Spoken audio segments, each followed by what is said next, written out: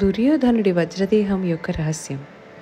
తన కుమారులను రక్షించుకోవడానికి గాంధారి తన పాతివ్రత్య శక్తితో కళ్లకు కట్టిన గంతలు విప్పి దుర్యోధనుడి శరీరాన్ని వజ్రదేహంగా మార్చాలనుకుంది. దుర్యోధనుని పూర్తిగా నగ్నంగా తన ముందుకు రమ్మని చెబుతుంది.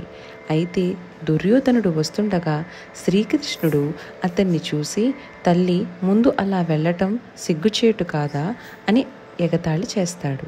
దాంతో దుర్యోధనుడు సిగ్గుపడి తన నడుము కింద భాగాన్ని ఆకులతో కప్పుకుని తల్లి ముందు నిలబడతాడు. గాంధారి కళ్ళు తెరిచి చూడగా ఆకులతో కనబడిన తొడల భాగం తప్ప మిగిలిన శరీరం అంతా వజ్రంలా మారిపోతుంది. యుద్ధం చివరిలో భీముడు శ్రీకృష్ణుడు సైగతో అదే బలహీనమైన తొడలపై గదతో కొట్టి దుర్యోధనుడి సంహరించాడు.